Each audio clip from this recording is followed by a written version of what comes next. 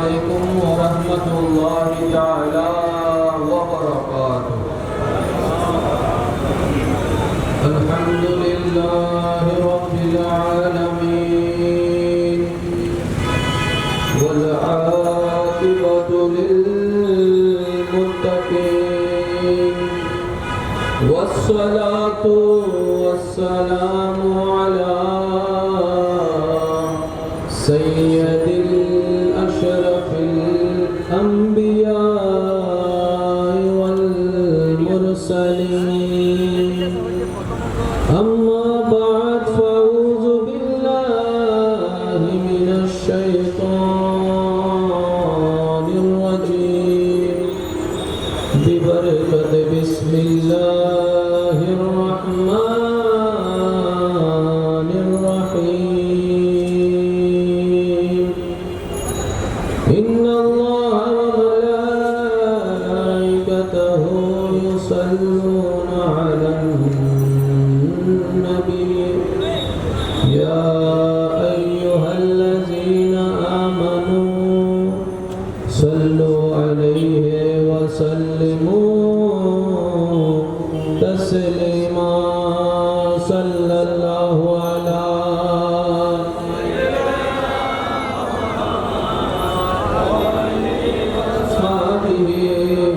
اللهم صل على سيدنا محمد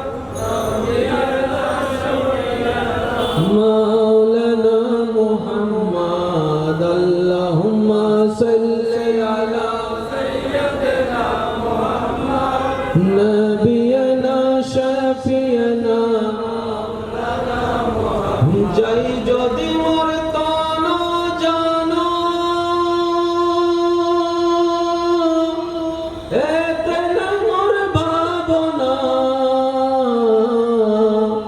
যতদিন থাকবে প্রাণ নবীজিকে ভুলবো না। আল্লাহুম্মা নবিয়ানা শাফিয়ানা আল্লাহু আল্লাহু আল্লাহু আল্লাহ আল্লাহু আল্লাহ।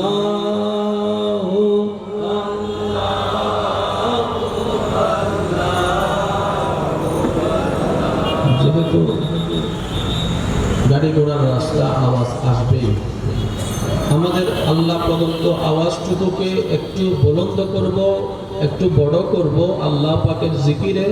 আল্লাহর বান্দা সবাই সম্মিলিতভাবে আল্লাহু আল্লাহু আল্লাহু আল্লাহ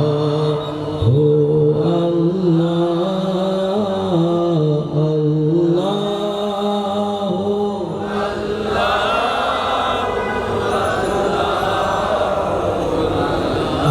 الصبح بدا من طلعته والليل نجا من غفرته.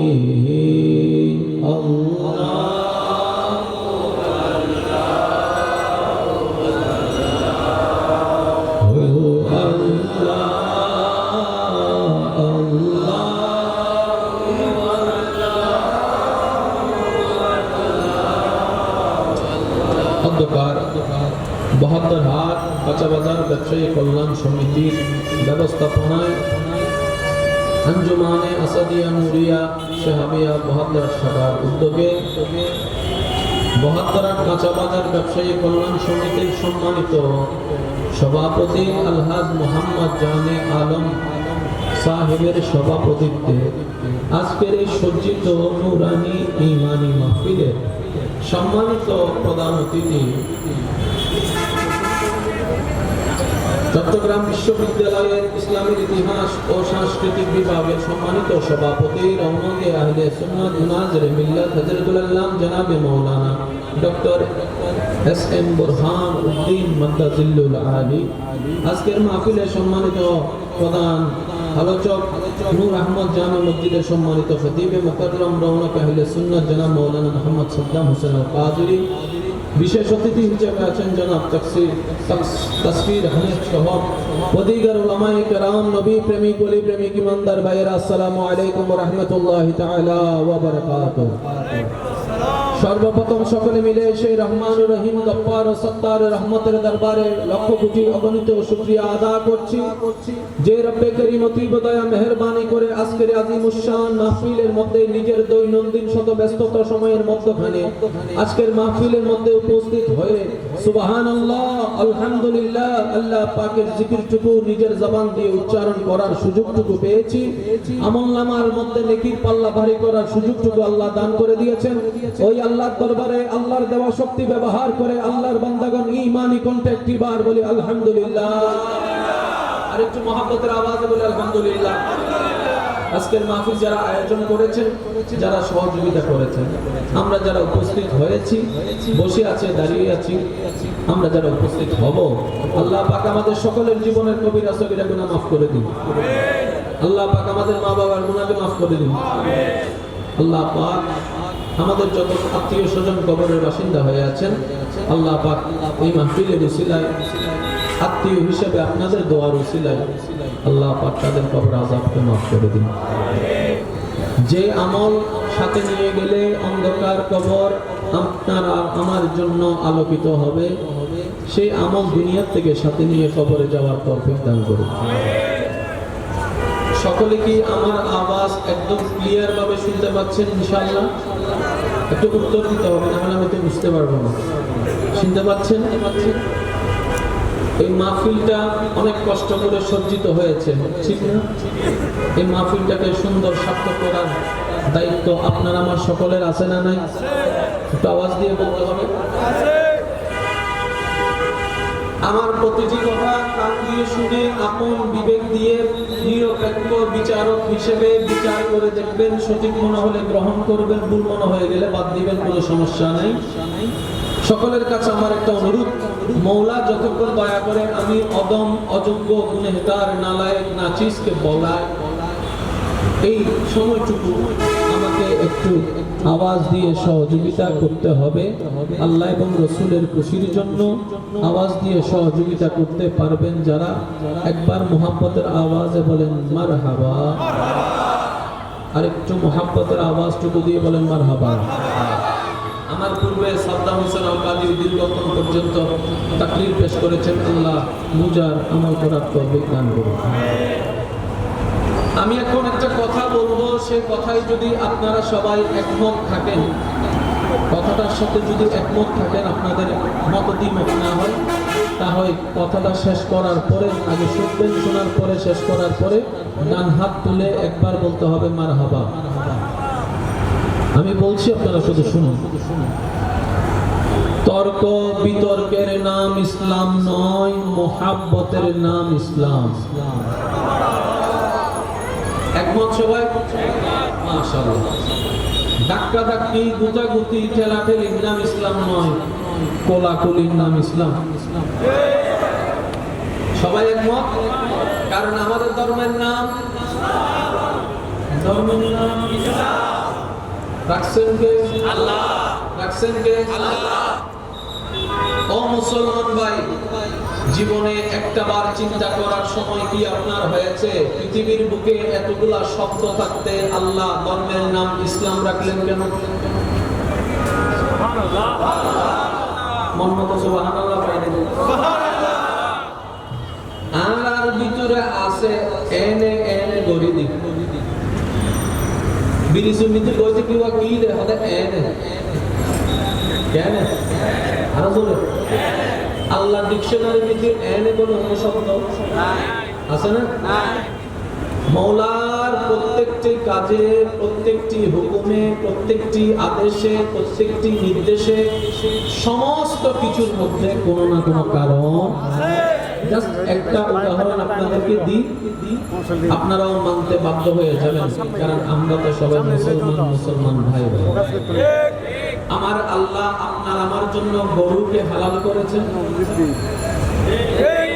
বলতে হবে কথা। ছাগলকে হালাল করেছেন, মানে একটু আলো ডিফারেন্ট। কুকুরকে হালাল। যদি কুকুর হালাল হতো তো আমাদের তো অনেক টাকা পাইছে।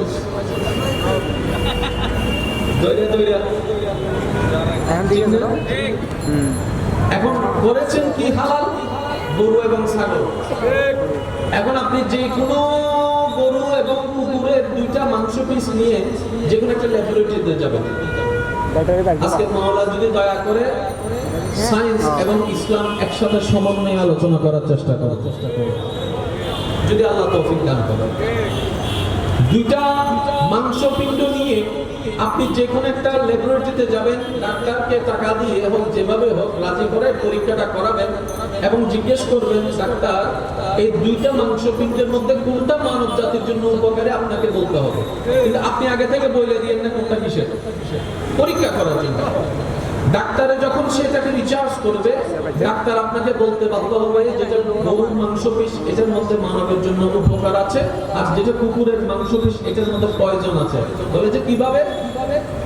গোশতের মধ্যে প্রয়োজন আছে, ক্ষতিকারক বিষ আছে, ঠিক না? আল্লাহ কি বড় কুদরত, শুনলে অবাক হয়ে যাবে। গরুর গোশত, ছাগলের গোশত যখন গরম পানির মধ্যে পড়ে তখন পয়জনগুলো আস্তে আস্তে কমতে থাকে। পয়জনগুলো আস্তে আস্তে পক্ষান্তরে কুকুর কিংবা বাঘের গোশতগুলো যদি আপনার গরম পানিতে পড়ে আস্তে আস্তে পয়জনগুলো বাড়তে থাকে। সেজন্য পানি যখন নষ্ট হয়ে যায় আমরা ফুটাই পানি খাই। কথা বলেন ঠিক না? ফুটাই পানি খাই। আল্লাহ পাক রব্বুল আলামিন, আমরা বুঝি কিংবা না বুঝি, এতটুকু শুনেছি মওলা কোনো কারণ ছাড়া কাজ করে না। আওয়াজ দিতে হবে, কোনো কারণ ছাড়া কাজ করে না। আমাদের কাজের মধ্যে ভুল আছে, মওলার কাজের মধ্যে ভুলের পর্যন্ত আমাদের চিন্তা ধারা, স্বপ্ন, আশা, কল্পনা, প্ল্যানিং এর মধ্যে ভুল। সেজন্য অনেক সময় সুখ পাবো মনে করে গরিব কবুল 3 বার, 6 মাস পরে বুঝা যায়। চিন্তা করে কি আমার লাইফের হ্যাপি ওর মধ্যেই আছে, এই রে স্যার। আর কাউকে বিয়ে দরকারের মার সাথে যুদ্ধ, বাবার সাথে যুদ্ধ, দরকারের সম্পত্তি নিব না, 6 মাস বাধা হাতে নাইলে দিলে দিবে বললেন কথা বলে না। আমাদের প্ল্যানিং এর একটা সীমা আছে, জ্ঞানের সাপেক্ষে প্ল্যানিংটা কাজ করে। সত্যিকার চালাক বান্দা তো তারা যারা নিজেদের ইচ্ছা, কল্পনা, স্বপ্ন সবকিছু মওলার রাজির উপরে, সন্তুষ্টির উপর ছেড়ে দেয়। কি বলে তারা? মওলা তুমি বাঁচাইলে বাঁচবো, তুমি মারলে মরবো, তুমি খাওয়াইলে খাবো, না খাওয়াইলে নাই। মওলা কিচ্ছু চাই না, শুধু চাই শুধু তোমাকে। আল্লাহ বলে যে বান্দা তোকে এত কিছু দিলাম, দুনিয়ার মধ্যে এত কিছু আছে, সব দিয়ে দিলি আমার জন্য। আল্লাহ দিয়ে দিলাম, কি চাস তুই? তোমাকে চাই। সত্যি আমাকে চাস? আল্লাহ চায় তো। আল্লাহ তখন কি করে? বিভিন্ন বলা মুসিবত তার জন্য আনতে শুরু করে। কষ্ট কষ্ট কষ্ট, পরীক্ষা পরীক্ষা পরীক্ষা পরীক্ষা। এর ভিতরে 2 ধরনের বান্দা হয়। এক ধরনের বান্দা বলে না মাইলে বিরে কিছু না চাইলাম, তোরে চাইলাম দিয়া শেষ পর্যন্ত আর জুতাই না চুরি হয়ে গেল। কথা বলে না? দেখবেন যে যারা সবসময় নামাজে তার জুতা চুরি হয় না, যে হঠাৎ করে নামাজ পড়তে যায়, তখন সে বাইরে কি বলে যে এতদিন নামাজ পড়ি না, যে ভালো আছিল, জুতাগুলো তো আসিল। কথা বলেন ঠিক না? এটা কি? এটা একটা ঈমানি পরীক্ষা, এটা একটা ঈমানি পরীক্ষা। আর যারা অটল থাকে তারা কি বলে যে মওলা যত দাও আসি তোমারে নিয়ে। মওলা তোমার যদি মন চায় আগুনের সামনে দাঁড় করাই রাখো। গভীর মনোযোগ। মওলা তোমার যদি মন চায় নমরুদের আগুনের সামনে তুমি আমাকে দাঁড় করায় রাখো।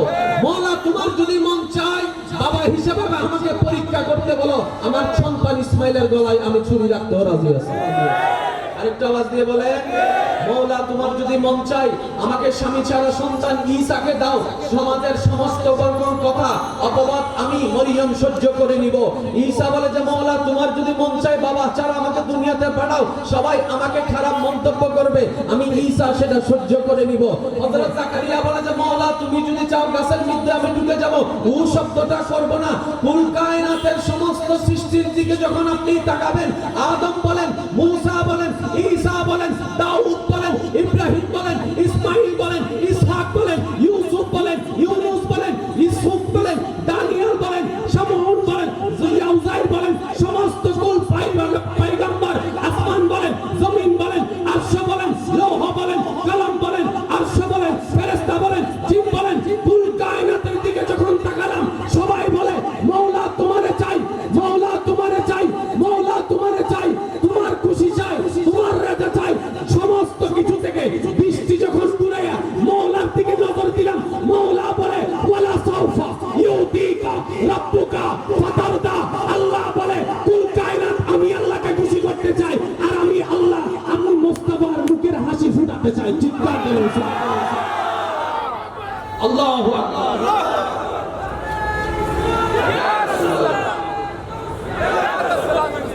মোহাব্বতের আওয়াজ একবার বলেন তো মারহাবা। ফুল বলি হবে, ফুল বলি হবে বলতে হবে। একটু জোরে বলেন, মন খুলে বলেন, মওলা চাই নবীর খুশি। কাউকে না কাউকে তো ভালোবাসেন আপনি, কাউকে না কাউকে তো ভালোবাসেন। বাপ হয়ে যাওয়ার পরে ভালোবাসাটা ভিন্ন, সন্তানের প্রতি ভালোবাসা। বিফোর ম্যারেজ ভালোবাসা অন্যরকম। কেমন আপনি যাদেরকে ভালোবাসেন, আপনার অন্তরে যাদের ভালোবাসাটা আছে, আপনি তার নামটা একটু কল্পনা করেন। আমাকে বলার দরকার নেই, আপনি আপনাকে কল্পনা করেন। ভালোবাসা কাকে বলে? নিজে ভালো থাকার নাম ভালোবাসা নয়, যাকে ভালোবাসেন তার ভালো চাওয়ার নামে ভালোবাসা। বাস্তব প্রমাণ, মা আমাদেরকে ভালোবাসে, আবার সেটার প্রমাণও কিন্তু মা দেয়। কেমন? সারাদিন কাটা কোটা করে মুরগিটা মায়ে রান্না করে, খাওয়ার সময় অনেক মা অনেক সময় দেখা যায় শুধু হাড্ডি দিয়ে ভাত খায়। রান পিসটা কিন্তু আপনার জন্য রাইখে দিছে,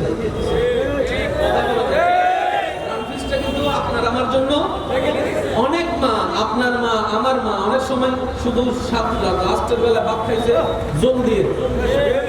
মা তুমি রান্না করলা, তুমি খাইলা না, তো আমার ফুল টাইম খাইলেইছে।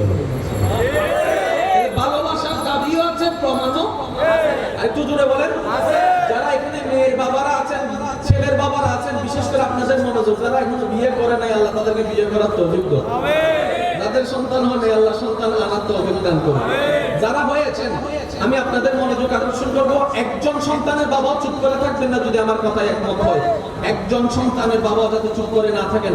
আপনার সন্তান যখন আপনার কাছে কোন একটা কিছু আবদার করে বসে, যেটা আপনার সামর্থ্যের বাইরে, বাবা আমাকে একটা সাইকেল কিনে দাও, বাবা আমাকে একটা মোবাইল কিনে দাও, বাবা আবদার করতেই পারে।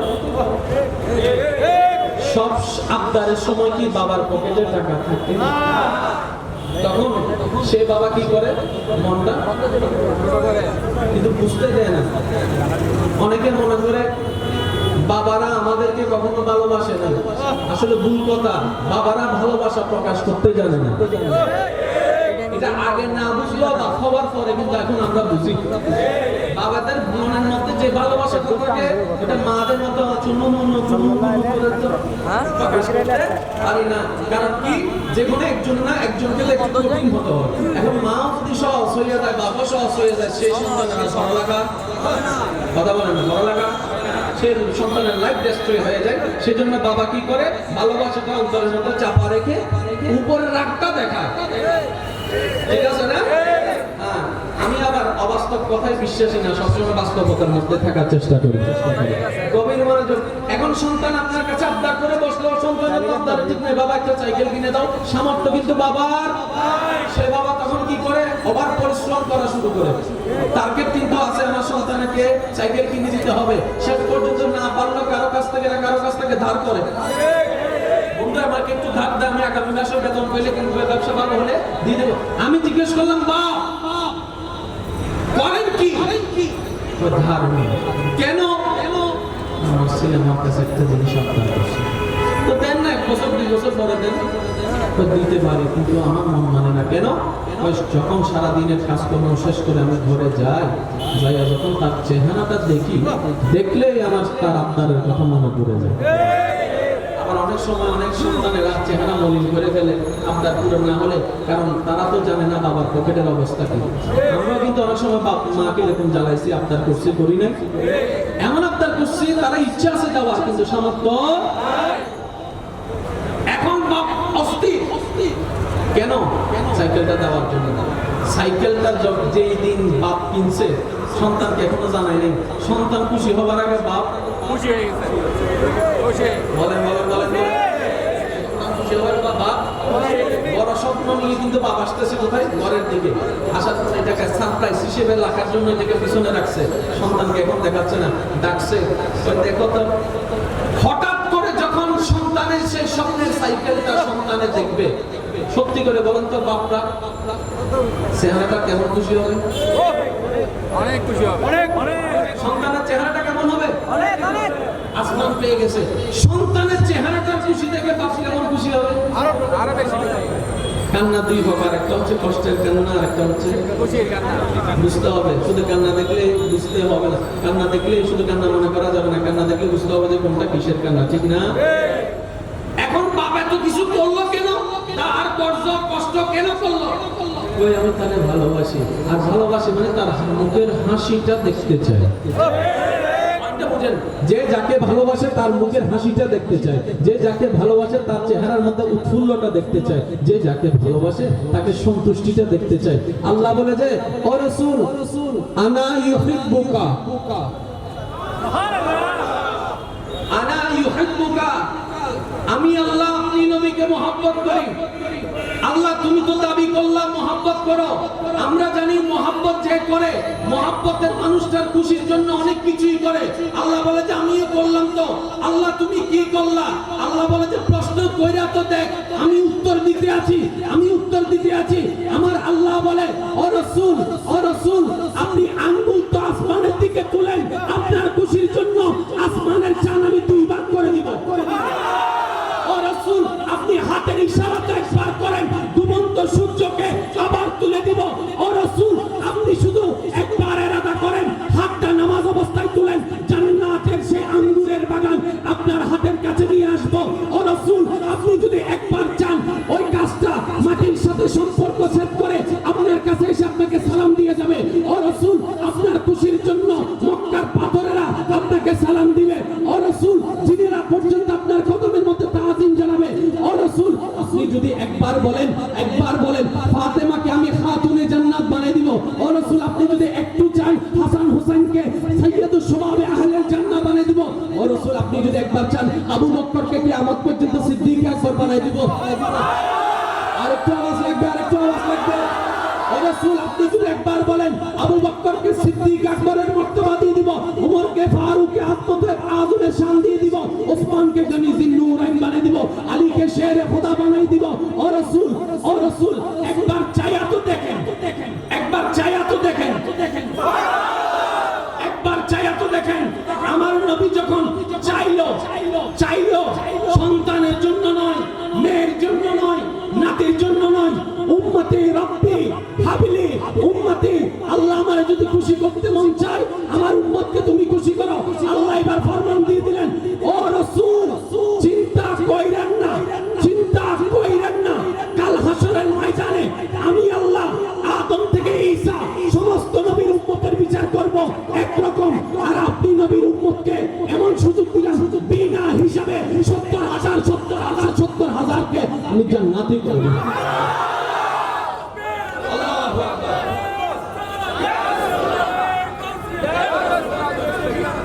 বলেন না সুবহানাল্লাহ। মন খুলে রাসূলের উম্মত যারা